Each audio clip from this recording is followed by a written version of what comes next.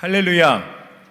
하나님께서 오늘 말씀의 능력으로 임하여 주시고 우리 모든 성도님들에게 하나님의 뜻과 섭리를 밝히 보여주실 줄로 믿습니다.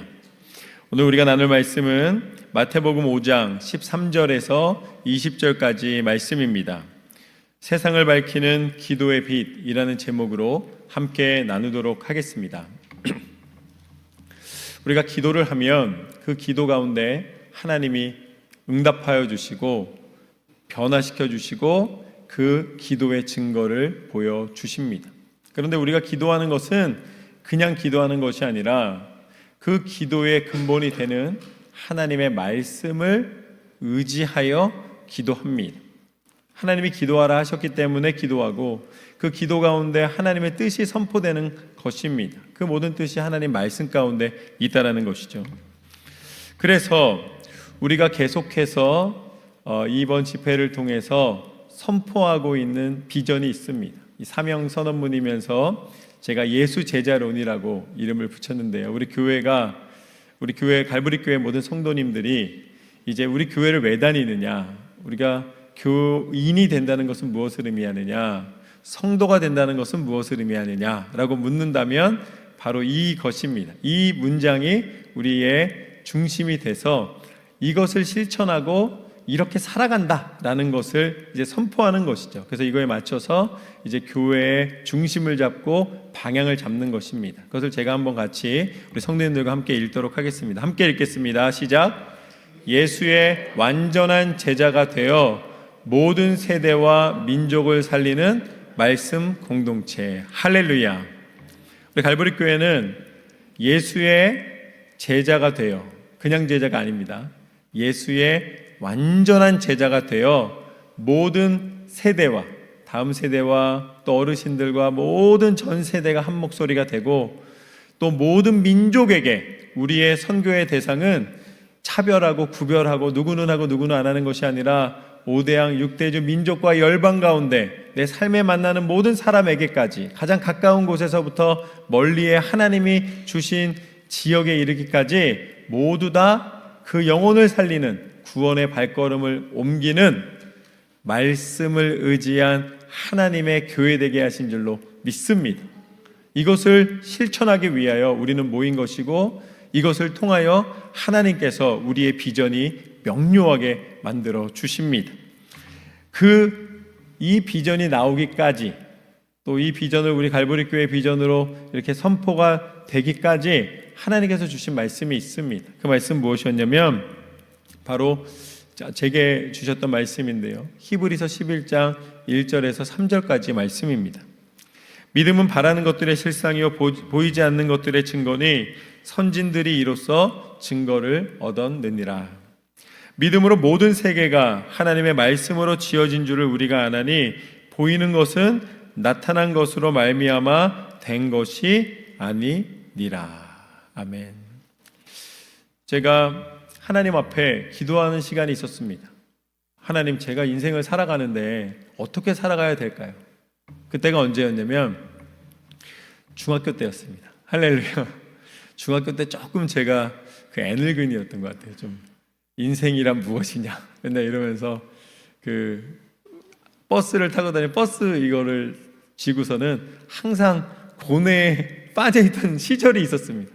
과연 이 버스를 타고 이 공허한 눈빛으로 어디를 향해 가고 있는 이 버스 안에 모여있는 사람들은 왜 살아가는 것일까? 맨날 이런 질문들을 혼자서 막 했습니다. 그래서 이제 그 질문에 대한 대답을 계속 강구하는 가운데 하나님이 주셨던 그 말씀이 이제 고등학교 들어가자마자 하나님이 제게 주셨던 말씀이 무엇이었냐면 바로 이 말씀이에요. 믿음은 바라는 것들의 실상이요 보이지 않는 것들의 증거니. 그래서 제가 제 책상에다가 딱 그 글을 적었습니다. 이렇게 그 굵은 사인펜으로 딱 적은 다음에 거기에다가 또 그때 마침 제가 그 연필을 깎다가 이렇게 조금 그 손을 비었어요. 마침 잘 됐다 생각했습니다. 손가락에 피가 나서 피로 지문을 이렇게 찍었어요. 피로 내가 이거는 반드시 시킨다고 해서 제 엄지손가락을 거기다 이렇게 이 인주가 아니라 제 피로 이렇게 지문을 찍었어요. 그게 뭐냐면 정웅아, 내가 생각만 해도 하나님은 이루어 주신다. 그때부터 제가 함부로 생각할 수가 없는 거예요. 믿음은 바라는 것들의 실상이요 보이지 않는 것들의 증거이기 때문에 그 말씀대로 내가 믿음으로 기도하면 하나님이 반드시 이루어 주신다는 확신을 갖고 살아가기 시작했습니다. 이것이 무엇이냐면 바로 믿음의 생각은 현실이 된다라는 것입니다. 현실화 이론이라는 것인데, 그것은 바로 이 실상에 해당하는, 이 믿음으로 구한 것은, 믿음으로 바라는 것들이 실상이 된다고 선포하는 이 실상이라는 것의 원뜻은 휘포스타시스라는 단어인데 권리증서라는 뜻입니다.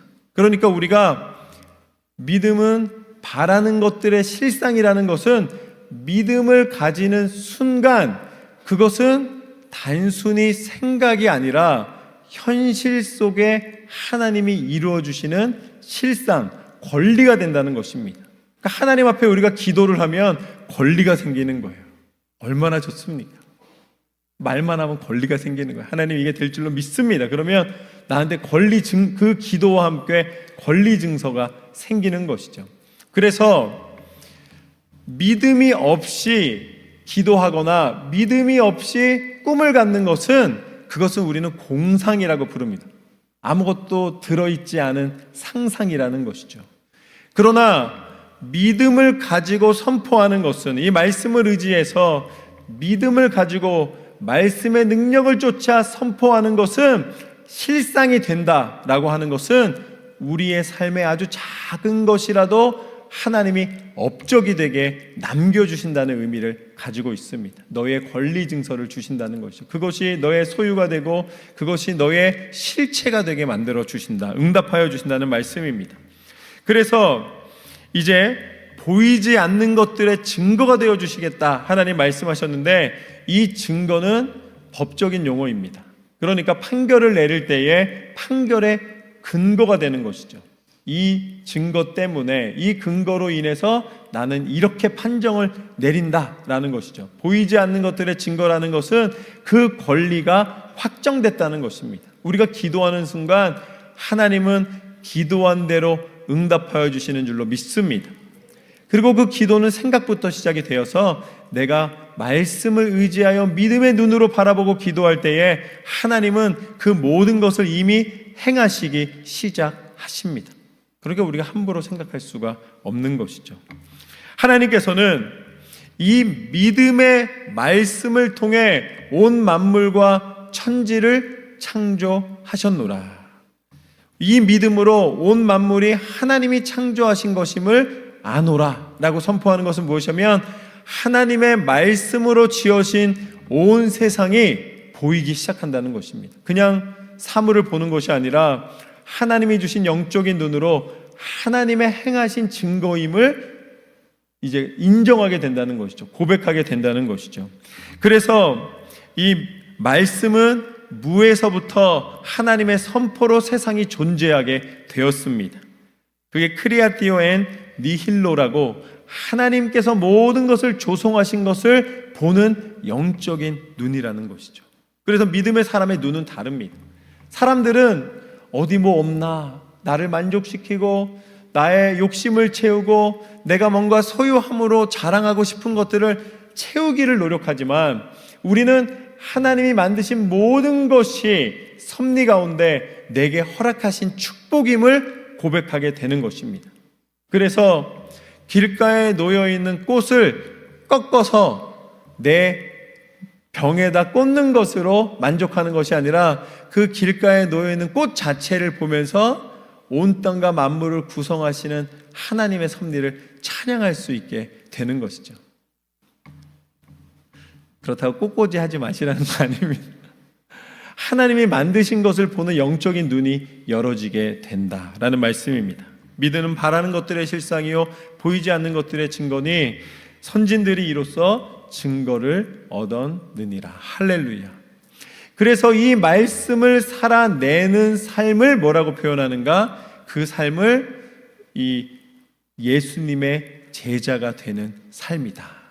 예수님을 따르고 예수님이 선포하신 말씀대로 살아내고 예수 그리스도를 의지함으로 세상에 하나님이 원하시는 뜻을 증거하는 삶, 그 삶을 제자의 삶이라고 이야기하는 것이죠. 그래서 저는 이 말씀을 붙잡고 살아가는 것입니다. 제게는 히브리서 11장 1절부터 3절까지 말씀이 제 인생 전체를 움직이는 시작과 끝이 되었고 근본이 되었고 능력이 되었고 그 말씀의 실상을 항상 보게 하여 주시는 은혜가 되었습니다. 그렇다면 각자에게 주시는, 하나님이 주시는 사명의 말씀이 있을 것입니다. 레마의 말씀이 있을 것입니다. 그러면 그 말씀을 가지고 우리는 무엇을 하는가? 그 말씀을 가지고 예수님의 제자가 되는 것입니다. 예수 제자가 되는 거예요. 그래서 그 제자가 되어서 예수님 말씀하신 대로 나 혼자 제자가 되는 것이 아니라 먼저 제자가 되어 훈련을 받은 다음에 이제 세상에 방황하는 영혼들에게 예수 그리스도만이 참 구주이심을 전하며 그들이 또한 제자로 예수님의 부르심을 받을 수 있는 통로로 쓰임받게 되는 것이죠. 하나님의 사랑으로 우리가 소통하는 교회라는 것은 무엇이냐면 바로 이 말씀의 능력을 통해 예수님의 제자 삼는 일에 쓰임받는 것을 의미합니다. 그렇기 때문에 예수의 완전한 제자가 되어 모든 세대와 민족을 살리는 말씀 공동체로서, 말씀의 사람으로서 우리는 날마다 소망을 갖고 승리하는 교회 되게 하시고 승리하는 성도 되게 하시는 줄로 믿습니다. 이 말씀에 대하여, 이 말씀을 붙잡고 기도해야 되기 때문에 이 말씀에 대하여 오늘 본문에서는 이렇게 말씀하십니다. 17절과 18절 말씀을 보면 율법이나 선지자를 폐하러 온 줄로 생각하지 말라. 폐하러 온 것이 아니요 완전하게 하려 함이라. 진실로 너희에게 이르노니 천지가 없어지기 전에는 율법의 1.1획도 결코 없어지지 아니하고 다 이루리라. 할렐루야. 하나님이 우리 가운데 말씀으로 임하여 주셔서 세상의 질서를 창조하시고 세상의 만물을 창조하시고 그것을 다스리고 계십니다. 그게 다 하나님의 법으로 움직이고 있는 것이죠. 인생이 살아가는 날 동안에 하나님의 말씀이 선포된 것은 법은 약속입니다. 우리가 서로 그 법을 지킴으로써, 그 약속을 지킴으로써 서로의 문제가 일어나지 않도록, 교통법은 사고가 나지 않도록 서로가 빨간불과 파란불과 노란불의 규칙을 정해놓고 그 약속을 정해놓고 서로가 지킴으로써 원활하게 사고 없이 길을 갈 수 있도록 만들어 줍니다. 그와 같이 하나님이 하나님의 법을 선포하셨는데 그것이 바로 구약의 약속과 신약의 약속입니다. 구약속, 신약속이잖아요. 그래서 하나님의 말씀의 법으로 온 땅을 다스리시고 우리를 축복하시고 인도하여 주신다고 말씀하십니다. 그런데 예수님이 오심으로써 하나님이 정하신 그 여러 가지 율법들 가운데 예수님이 이 율법을 다 이제는 복잡한 것들, 지키는 너무나 많은 규율들이 있던 것을 이제 메시아시라면 그 모든 것을 정리해 주시고 쉽게 만들어 주실 것이라고. 그래서 이 유대인들은, 특별히 이 제사장이나 서기관이나 바리새인들은 메시아가 오게 되면 그 율법의 어려운 조항들이 다 하나로 모아진 약속이 등장하면서 이제는 낙원이 펼쳐질 걸 기대했습니다. 이제 하나님의 통치가 임하니까 이제는 우리가 그냥 말하고 선포하면, 읽기만 하면 그게 다 법이 되고 이 이방 민족과 싸울 필요도 없고 이 정복당한 괴로움을 이제 더 이상 이제 당할 필요가 없다라고 생각을 했습니다. 메시아의 등장과 함께 다 해결이 될 것이다. 그런데 메시아이신, 그들이 그렇게 기다렸던 메시아가 이 땅에 오셨을 때 예수님 오늘 말씀에 뭐라고 말씀하십니까? 이 율법을 내가 폐하러 온 것이 아니다. 오히려 나는 이 율법을 이루기 위하여 왔노라. 그렇게 사람들이 생각할 때는 기대와 전혀 다른 말씀을 하고 있는 것이죠. 이 법이라는 단어는 굉장히 복잡하고 법이라는 단어를 지키는 것은 굉장히 많은 문제를 안게 됩니다. 제가 이전 교회에서 우리 그 교회를 사용하시던 분들이 계셨는데 그 분들이 거의 뭐 2년 가까이 전혀 이 사용하는 것을 도네이션하지 않으시고 그냥 무단으로 계속 사용을 하셨습니다. 그래서 이제 기다리고 또 권면하고 2년에 걸쳐서 여러 가지 뭐 방법으로 이야기를 하다가 이제 끝내 더 이상은 안 되겠다라고 결론을 내려서 충분히 시간을 들였었기 때문에 이제 교회에서 결정을 내렸습니다. 이제 언제까지 좀 나가달라고 결정을 했습니다. 그런데 그때 그 곳에서 이제 교회를 상대로 소송을 한 거예요. 자기들이 여기서 이렇게 오랫동안 선한 일을 했는데 자기들을 쫓아낸다고. 우리 쫓아낸 게 아니라 2년 동안 계속 권면하고 이런 걸 지켜달라고 이야기를 하고 굉장히 긴 시간 동안 이야기를 했음에도 불구하고 그것을 지키지 않은 것입니다. 그 무시해 놓고서는 나중에 그냥 자기들을 내쫓는다고 주변에다 소문을 내기 시작하고 이제 급기야는 소송까지 한 거예요.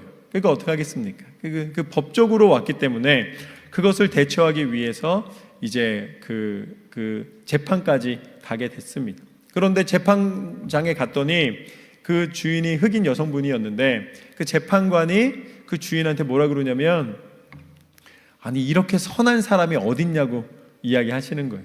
재판관이 뭐라 그러냐면 아니 이렇게 선한 주인이 어딨냐고, 이렇게 오랜 시간 동안 기다려줬고 거기에다가 우리가 요청한 게 무엇이었냐면 지금까지 밀린 거 하나도 안 내도 된다는 것이었습니다. 밀린 거 다 내지 않으셔도 되고 이제 그 빚이 탕감되니까 새로운 출발하시라고까지 권면을 했습니다. 그러니까 그 재판장이 하는 말이 이렇게 빚도 다 갚지 말라 그러고 그냥 새로운 출발을 하라고 기회를 주는 것인데 어떻게 이렇게 무례하게 오히려 소송을 왔냐고 꾸짖었어요. 그래가지고 저는 거기서 판결이 어떻게 났냐면 당연히 교회의 요청이 정당하고 그것을 따르라고 판결이 났습니다. 그래서 이제 일정 기간을 주고 몇 날 며칠까지 이제 다 정리해서 나가라고 딱 얘기를 한 거예요. 그러니까 우리는 그래도 다행이다. 그래도 그 기간 동안에 또 새로운 곳을 잘 찾을 수 있도록 우리가 또 기도했습니다. 그런데 나가기 한 일주일 전쯤에 한 장의 그 편지가 도착했습니다. 그게 뭐였냐면 파산 신청했다라는 통보였어요. 그래서 제가 깜짝 놀랐습니다. 왜냐면 이미 재판에서 판결이 났는데도 불구하고 이 파산법이 적용이 되니까 소송이 다시 시작되는 거예요. 그때부터 지금까지 했던 소송은 다 상관이 없어지고 이제 다시 파산법에 의해서 새로운 소송이 시작되고 이제 다시 다 그것을 이 변호사와 함께 얘기해서 또 조정을 해야 되는 거예요. 그래서 제가 그랬어요. 아니 이런 법이 어딨냐 그랬어요. 이런 법이 여기 있다는 거예요. 법이라는 것을 들어가 보니까 이게 공평하고 공정한 것처럼 보이는데 그것을 어떻게 해석하냐에 따라서 전혀 다르게 적용되는 걸 보았습니다. 그래서 또 거의 1년 가까이 또 그것을 가지고서는 소송을 해서 마침내 어디까지 갔냐면 이제 그 퇴거 명령이 내려지고 이제 이 언제까지 나가지 않으면 제가 그때 처음으로 그 단어 마샬이라는 게 나와서 이제 강제 퇴거를 된다는 거예요. 그러니까 어떻게 되냐면 딱 며칠 전에 그 마샬이 붙기 며칠 전에 그것을 다 다 정리해서 나가는 일이 있었습니다. 그때 제가 굉장히 크게 깨달은 것이 있습니다. 이 한 줄의 법이 누가 어떻게 해석하느냐에 따라서 이렇게 다르게 적용이 되고 악용을 하게 되면은 결국은 그것으로 인하여서 많은 사람들이 또 큰 상처를 받는구나 라는 것을 아주 깊이 직접 경험하면서 느끼게 되었습니다. 그런데 여기서 문제는 무엇이냐? 우리가 하나님의 약속의 말씀, 하나님의 이 율법과 하나님이 우리에게 지키라 명령하신 말씀에 대하여 우리가 어떠한 자세와 마음으로 이것을 읽고 행해야 되는가? 예수님이 마가복음 7장 말씀에 보면은 이렇게 지적하시는 것이 있습니다. 바리새인들이 누구입니까? 바리새인들이 누구보다 이 성경을 많이 읽고 그 성경의 규율을 지켜서 고귀한 자라고 존경받는 사람들이었습니다. 그런데 예수님 뭐라고 말씀하시냐면 내가 고르반을 하나님께 드림이 되었다 하면서 내 부모 공양하기를 버리느냐.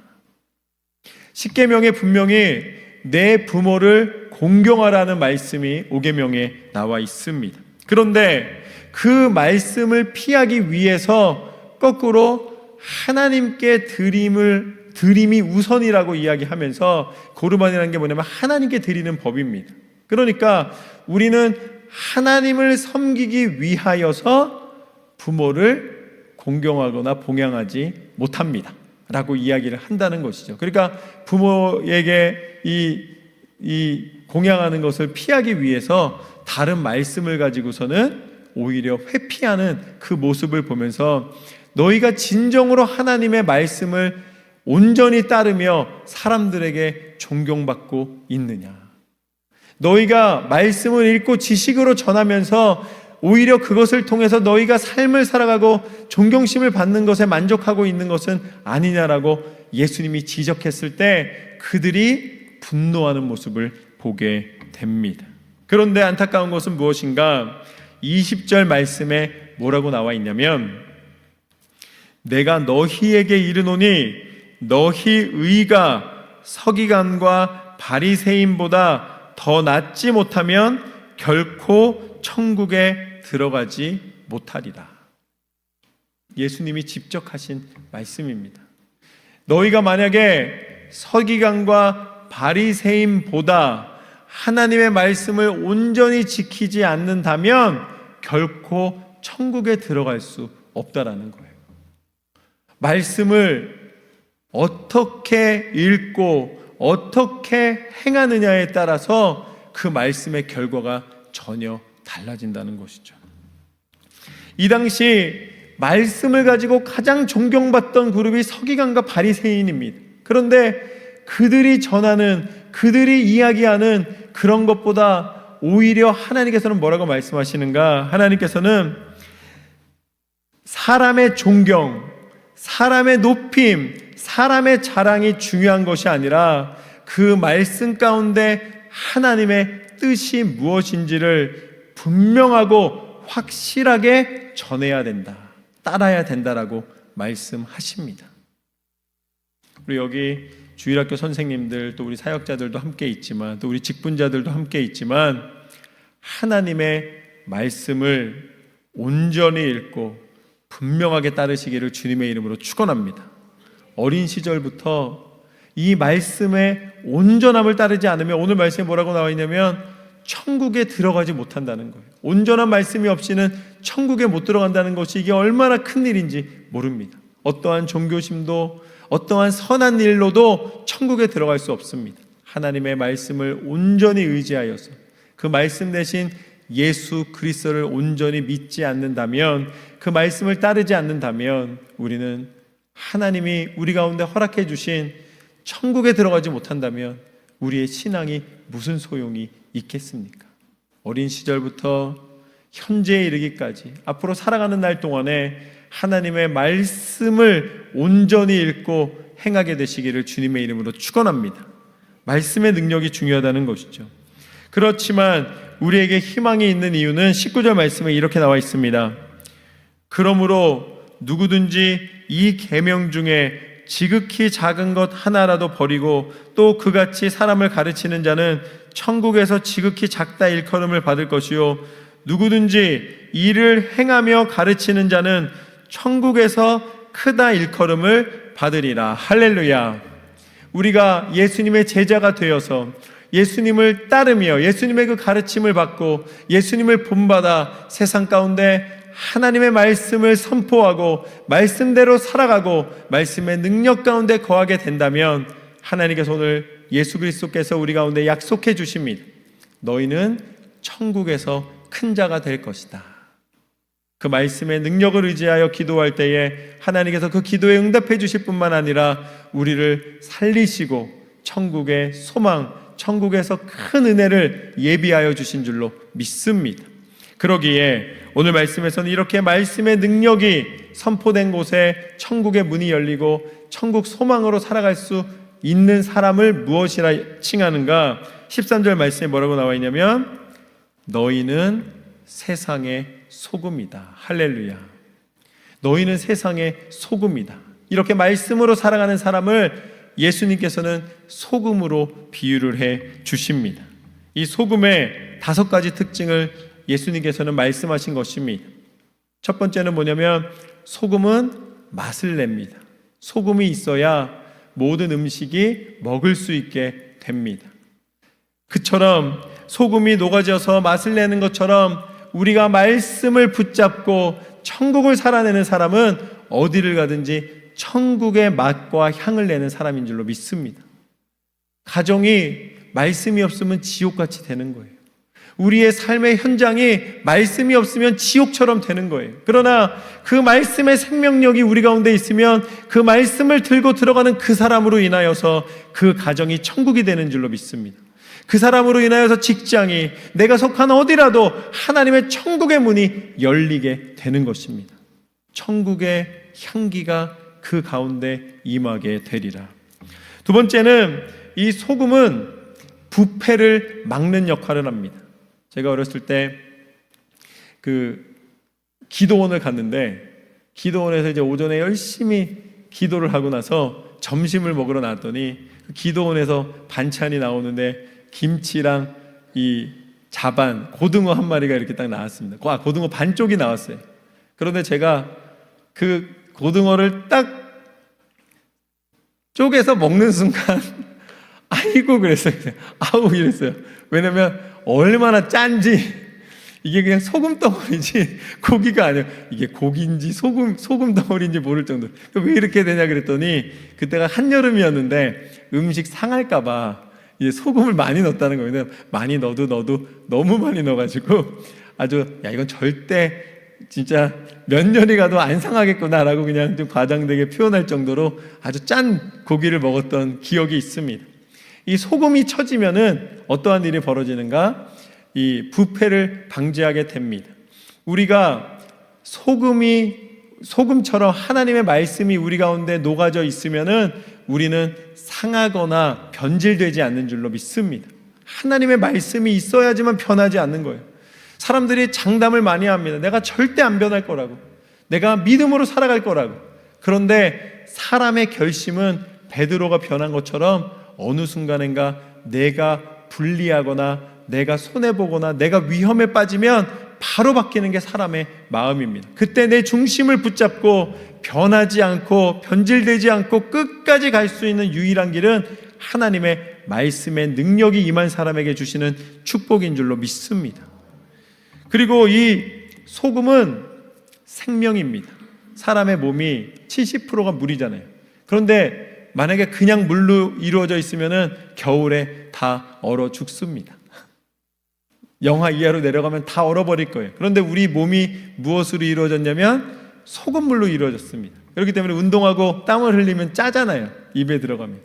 우리의 몸이 소금물이 되었기 때문에 그 소금으로 인하여서 우리가 겨울에도 얼지 않고 우리의 생명이 유지될 수가 있는 것이죠. 우리가 피곤하다 그러면은 맞는 그 영양주사도 다 소금물로 이루어져 있지 않습니까? 하나님께서는 그 소금을 통해 우리 사람의 모든 구성이 생명력을 유지할 수 있도록 만들어 주시는 것처럼 하나님의 말씀은 우리의 생명인 줄로 믿습니다. 몸의 소금의 양만큼 하나님의 말씀이 우리의 영혼 가운데 채워졌을 때에 우리가 진정으로 살아있는 사람이 되는 것입니다. 어떤 사람이 말씀이 없이 세상에 방황하면 죽은 사람처럼 보이는 사람이었는데 하나님의 말씀이 임하면 그 사람 가운데 생명의 능력이 임하게 됩니다. 그리고 이 소금은 자신을 녹이는 희생입니다. 우리가 소금이 되고 말씀의 능력대로 살아간다는 것은 내 자신이 하나님께서 이 땅 가운데 오셔서 우리를 위하여 죽기까지 사랑하여 주신 예수 그리스도의 십자가와 같이 우리는 희생하며 섬기며 이 땅을 살아가게 하시는 줄로 믿습니다. 그리고 이 소금의 언약과 같이 하나님께서 민수기 말씀에 보면은 하나님의 언약을 뭐라고 부르시냐면 민수기 18장 19절에 보면은 나는 너희와 소금 언약을 세우노라. 하나님의 언약은 소금 언약입니다. 변하지 않고 변질되지 않고 끝까지 지켜주시는 능력의 말씀입니다. 그러기에 오늘 예수님께서 너희가 소금이라고 말씀하신, 너희는 세상의 소금이라고 말씀해 주신 것은 우리를 통해 말씀의 능력이 세상을 변화시키기를 원하시는 줄로 믿습니다. 소금이 맛을 잃으면 밖에 버려져서 밟혀지는 것처럼 우리의 믿음의 삶에 하나님의 말씀이 임하지 않는다면 우리의 기도도 능력이 사라지게 되고 우리의 삶의 모습도 능력이 사라지게 됩니다.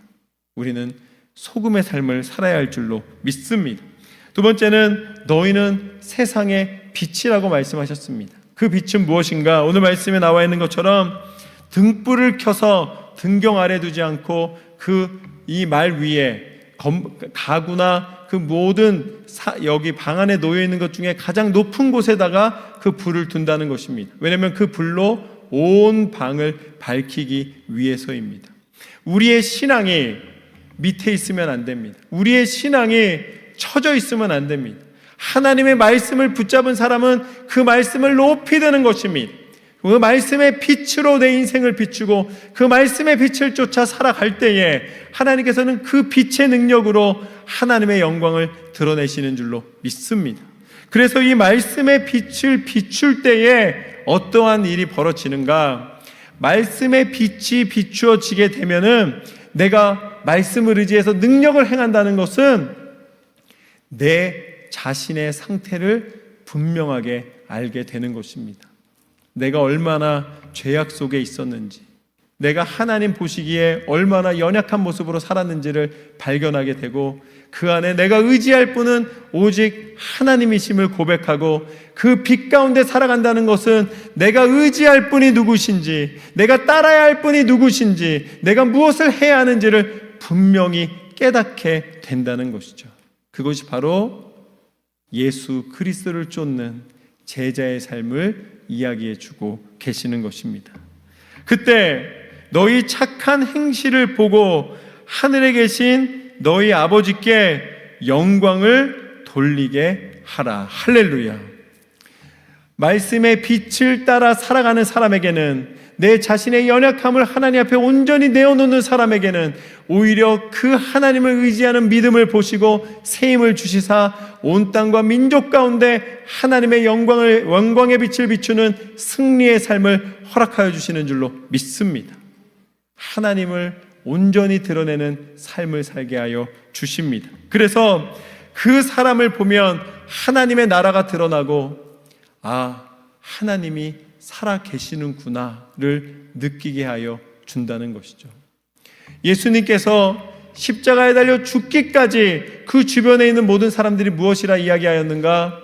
네가 하나님의 아들이라면 내려와 보라고 조롱하였습니다. 비웃었습니다. 끝까지 믿지 않았습니다. 그랬는데 잔인하게 욕하고 모방하였습니다. 그렇지만 예수님께서 그 십자가에서 죽으셨을 때에 하늘의 어둠이 임하고 휘장이 갈라지고 온 땅이 진동하는 모습을 보면서 사람들이 뭐라고 그랬습니까? 진정으로 하나님의 아들이었도다. 믿음의 사람이 예수님의 제자가 되어 예수님의 모습을 본받아 이 땅에 하나님의 나라를 보인다는 것은 무엇인가? 여러분이 가는 곳마다 하나님의 살아계심을 증거하시길 주님의 이름으로 축원합니다. 여러분이 딱 가서 희생하며 헌신하며 꾸준하며 한결같은 모습을 보고 사람들이 여러분을 통해 하나님을 만나는 통로가 되시기를 주님의 이름으로 축원합니다. 진정으로 하나님의 사람은 저런 것이구나. 하나님의 승리가 선포되는 것은 우리의 삶을 통하여 선포되는 것입니다.